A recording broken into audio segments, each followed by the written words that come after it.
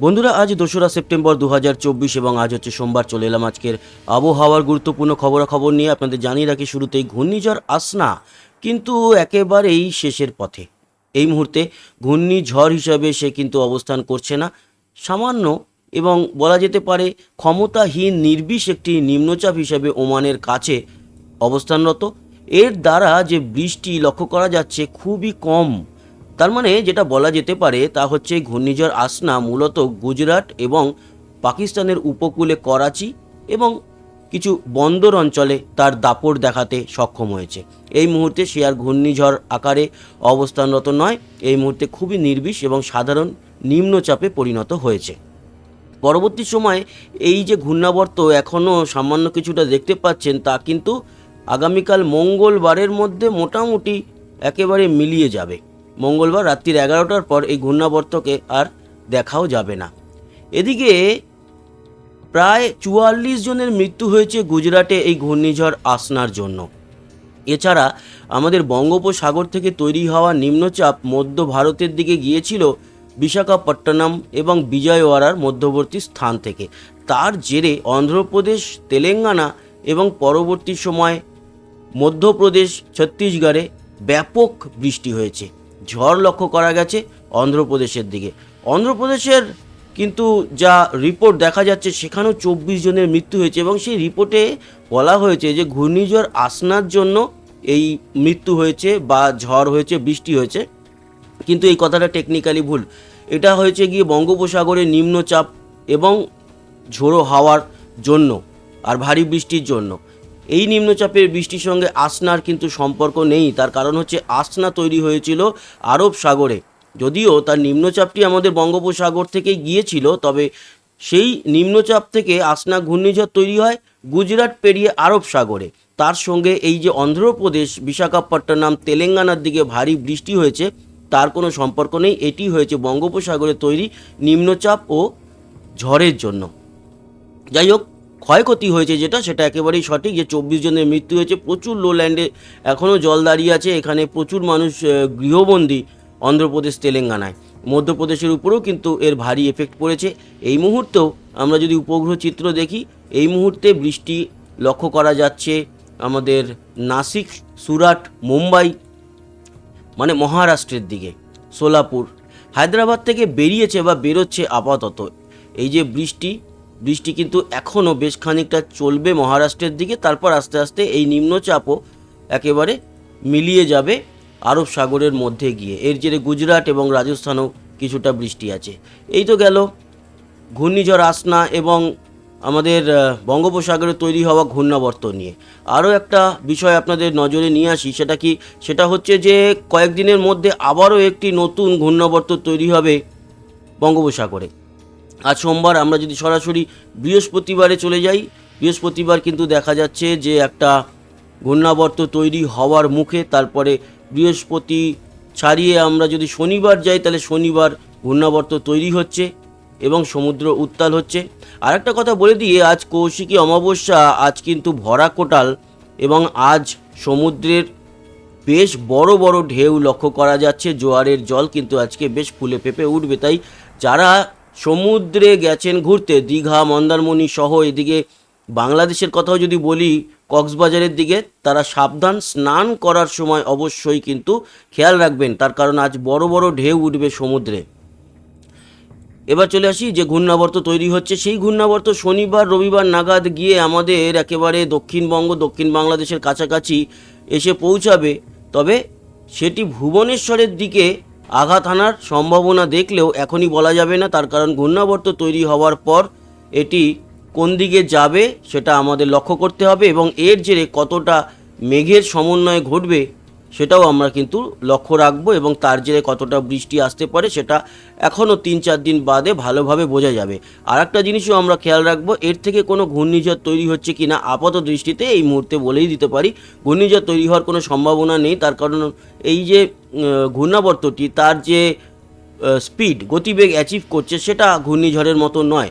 মোটামুটি maximum 47-48 kilometre গতিবেগ achieve করবে, যেখানে ঘূর্ণিঝড় হতে গেলে দরকার প্রায় 63 কিলোমিটারের উপরে। অন্যদিকে দেখুন, এদিকেও কিন্তু বড় বড় টাইফুন তৈরি হচ্ছে। দক্ষিণ চীন সাগরে। যদিও সেদিককার আপডেট আমরা দিই না, তবুও দেখিয়ে দিলাম। এদিকেও বড় বড় মানে টাইফুন বলা হয় দক্ষিণ চীন সাগরের দিকে যেই ঘূর্ণিঝড়গুলো হয়, সেরকম হারিকেন বলা হয় আমেরিকার দিকে যেগুলো হয়। আর আমাদের ভারত সহ এই যে সংলগ্ন 13টা দেশের দুই সমুদ্র আরব সাগর এবং বঙ্গোপসাগর, এখানে তৈরি হওয়া ঘূর্ণিঝড়কে বলা হয় সাইক্লোন। তো দেখুন দক্ষিণ চীন সাগরে কত বড় একটা কিন্তু ঘূর্ণিঝড় টাইফুন আসতে চলেছে। যাই হোক, আমাদের বেঙ্গলের দিকে নজর রাখি। এই হলো গিয়ে বঙ্গোপসাগরের যে ঘূর্ণাবর্ত হচ্ছে তার আগাম একটা আভাস আমরা দিলাম আপনাদেরকে। এইবার চলে আসি যে আমাদের পশ্চিমবঙ্গ সহ বাংলাদেশ, ত্রিপুরা, আসাম কীরকম থাকবে এই 2-4 দিন। সেক্ষেত্রে আমরা এই মুহূর্তে লক্ষ্য করতে পারছি আমাদের সুন্দরবনের কাছে কিছুটা মেঘ রয়েছে, গোসাবার কাছে, এছাড়া বাংলাদেশের শ্যামনগরের কাছে খানিকটা মেঘ, বাকি সেরকমভাবে সেনবাগের কাছে কিছুটা মেঘ, মাদারীপুর, এদিকে ফরিদপুর, নগরপুর, পাবনা। আমাদের পশ্চিমবঙ্গে এই মুহূর্তে শুধুমাত্র এই গোসাবা বা সুন্দরবনের এই সামান্য একটু অঞ্চল ছাড়া, কুমিরমারি, হিঙ্গলগঞ্জ, উত্তর 24 পরগনার এইটুকু অঞ্চল ছাড়া আর কিন্তু কোথাও সেরকম মেঘ নেই এই মুহূর্তে। এবং আপাতত ভারী বা অতি ভারী বৃষ্টির কোথাও দেখা পাওয়া যাবে না। উত্তরবঙ্গে অবশ্য খানিকটা বৃষ্টির সম্ভাবনা রয়েছে। এই মুহূর্তে যদি আমরা দেখি যে বৃষ্টি কোথায় হচ্ছে, সেক্ষেত্রে বলা যেতে পারে হ্যাঁ বৃষ্টি হচ্ছে। বাংলাদেশের দক্ষিণের কিছু কিছু জায়গাতে বৃষ্টি দেখা যাচ্ছে, সুন্দরবন অঞ্চলে এবং মঠবাড়িয়া, জিয়ানগর, মির্জাগঞ্জ, বরিশাল, বাগেরহাট, মংলা, খুলনা এই জায়গাগুলোতে সামান্য একটু বৃষ্টি দেখা যাচ্ছে। ঢাকাতেও খানিকটা বৃষ্টি এবং মুকসুদপুর, শিবচর বৃষ্টি কিন্তু লক্ষ্য করা যাচ্ছে বৃষ্টি এখানে লাকসাম এবং এদিকে সোনাইমুড়ি, এই যে কিছু অঞ্চলে বিক্ষিপ্তভাবে একটু বৃষ্টি হচ্ছে বাংলাদেশে। আমাদের পশ্চিমবঙ্গে কিন্তু সেরকমভাবে কোথাও বৃষ্টির দেখা পাওয়া যাচ্ছে না এক কথায়। তো পিংলা, বালিচক, ময়নার কাছে কিছুটা বৃষ্টি হলেও বাকি আমাদের পশ্চিমবঙ্গ এই মুহূর্তে পরিষ্কার। পরবর্তী সময় বৃষ্টি কীরকম হতে পারে সেটাও আমরা দেখে নেব। আজ দুপুর 1টা থেকে রাত 1টার মধ্যে খুব হালকা মাঝারি বৃষ্টি যেটা লক্ষ্য করা যাচ্ছে সেটা হচ্ছে গিয়ে শিলিগুড়ি, উত্তর দিনাজপুরের ইসলামপুর, এখানে জলপাইগুড়ির কাছে একটু, শীতলকুচি, দিনহাটা, কোচবিহার, আলিপুরদুয়ার। আজ দুপুর 1টা থেকে মাঝরাত 1টা অবধি এই জায়গাগুলোতে সামান্য একটু বৃষ্টির সম্ভাবনা, সামান্য। আর কলকাতার আশেপাশে চন্দননগর, শান্তিপুর, এখানে বনগাঁ, হাবড়াতে খুব ছিটেফোঁটা বৃষ্টির সম্ভাবনা, বাকি কিন্তু সব পরিষ্কারই থাকবে। বাংলাদেশেও সেরকম পঞ্চগড়, বোদা ছাড়া এখানে ময়মনসিংহ, সিলেট, মৌলভীবাজার, কাপাসিয়া, কিশোরগঞ্জ, কুমিল্লা, সেনবাগে কিছুটা বৃষ্টি লক্ষ্য করা যাচ্ছে আজ রাত্রির 1টার মধ্যে, দুপুর থেকে রাত 1টার মধ্যে। আর ত্রিপুরার আগরতলা, এদিকে আমবাসায় কিছুটা বৃষ্টি, দক্ষিণ ত্রিপুরায় শিলচর এবং গুয়াহাটিতে বৃষ্টি আছে আজকে রাত্রির 1টার মধ্যে। রাত 1টা থেকে কাল দুপুর 1টা অবধি যদি আমরা দেখি তাহলে কি লক্ষ্য করা যাচ্ছে আমাদের দক্ষিণবঙ্গে বিক্ষিপ্তভাবে আজ মাঝরাত থেকে কাল দুপুর 1টার মধ্যে খড়গপুর, কোলাঘাট, কিছুটা কলকাতা, বারুইপুর, কেয়াতলা, জয়নগর, মজিলপুর, গোসাবা, উলুবেড়িয়া সামান্য বৃষ্টি।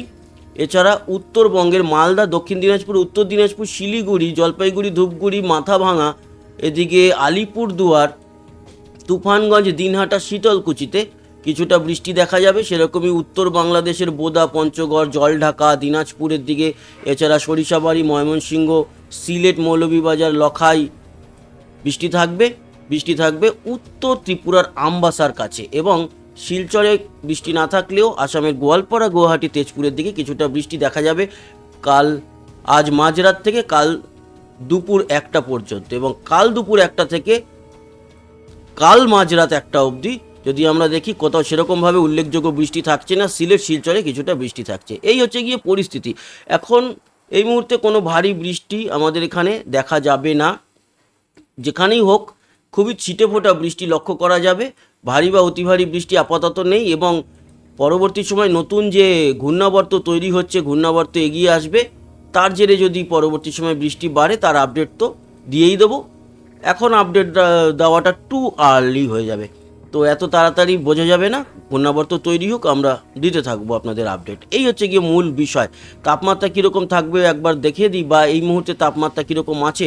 আজকে সর্বোচ্চ তো সেক্ষেত্রে আমরা দেখতে পাচ্ছি 31-32-এর মধ্যেই আমাদের রয়েছে দক্ষিণবঙ্গ। কলকাতা যেরকম 31, সেরকম চন্দননগর, বর্ধমান, বাঁকুড়া, পুরুলিয়া ওই 30-32-এর মধ্যেই আছে, 30 থেকে 32-এর মধ্যে।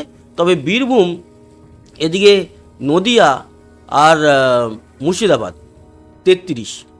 তার মানে আমাদের দক্ষিণবঙ্গে 30 থেকে 33-এর মধ্যে, একেবারে দক্ষিণে 30, একটু উত্তরে এলে 33, সেরকমই মালদা 33, বালুরঘাট 34, গঙ্গারামপুর 34, আবার রায়গঞ্জ দক্ষিণ দিনাজপুর 34 দেখলাম, তবে রায়গঞ্জ উত্তর দিনাজপুরের এবং ইসলামপুরের দিকে 33। খুব বেশি ভ্যারিয়েশন নেই। শিলিগুড়িতেও 33, কোচবিহার, আলিপুরদুয়ার, মাথাভাঙা, শীতলকুচি, দিনহাটা, তুফানগঞ্জ সবই 33, জলপাইগুড়ি, ধূপগুড়ি সব 33। তবে দার্জিলিং 25, কাশিয়াং 27, লাভা লোলেগাঁও 22।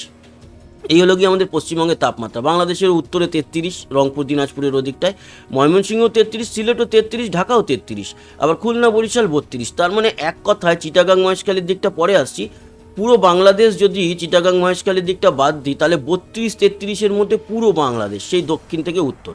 তবে হ্যাঁ, চিটাগাং, মহেশখালী, লংগদু, রাঙামাটি, এদিকে বিলাইছড়ি, তারপরে কক্সবাজার সব 27 থেকে 29-এর মধ্যে। এদিকে ত্রিপুরা 32 তাপমাত্রা, একবারে 32, শিলচর 31, আসামের গোয়ালপাড়া 32, গুয়াহাটি 33, তেজপুর, জোরহাট সবই ওই 32-33-এর মধ্যে, ডিমাপুর 31, নওগাঁও 33-এর মতো। তো বন্ধুরা, এই ছিল আপডেট। আশা করি কাজে লেগেছে। সঙ্গে থাকবেন, সাবস্ক্রাইব করে লাইক শেয়ার করবেন, কমেন্ট বক্সে আপনার গুরুত্বপূর্ণ মতামত জানাবেন। আসি আবার দেখা হবে। সবাই ভালো থাকবেন, সুস্থ থাকবেন, টাটা।